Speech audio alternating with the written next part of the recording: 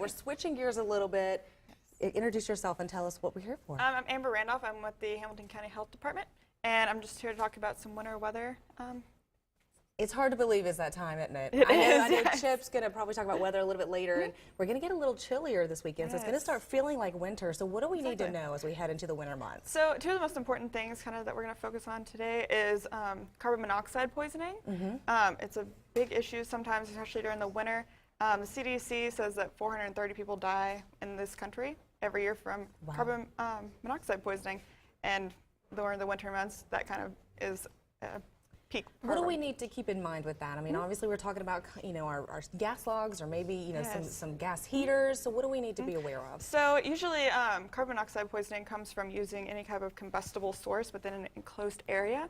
And in the winter months, this is usually with generators. And so it's always a good idea to keep your generators outside at least 20 feet away from your structure and any windows and doors. So what are some of the symptoms of CO poisoning? CO poisoning, it's headaches, dizziness, weakness, nausea, vomiting, and even chest pain and confusion. So if you have any of those symptoms, you're going to want to get out of that environment immediately, and then also seek medical attention as soon as possible. And is it better to be, it's better to be safe than sorry, right? Yes. If we are experiencing anything, better safe to go ahead and call, Yes, even if it's just a cold. Exactly. So you never know. It's kind of a bad thing. People can die from it. So you want to make sure you're always being a little safe. Okay, so talking about winter weather continuing, what if we get caught out, maybe we're trying to get home to beat the snow and it just doesn't happen? What are some things we need to keep in mind to be prepared with? So a good thing to have in your car is always a car emergency kit. You never know what's going to happen, what the roads are going to be like if you get stranded.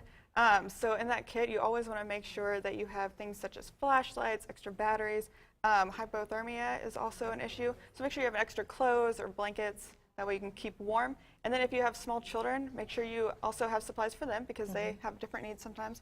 And then also water and plenty of non-perishable food. I was going to say, I think a lot of times we may think about keeping some warmer clothes, but we don't think about the food side of it. Yes, so anything that's non-perishable, boxed crackers, anything like that, or if you want canned food for any reason, make sure you have a can opener. That's something or the Pop-Tops, right? Exactly, so anything like that. So is there a recommended amount of supply we should have, a certain hour amount or a certain amount of water? So it's going to probably depend on what type of roads you travel every day. If you travel big main roads, you may not get stuck for very long. You're going to be able to get out of that situation.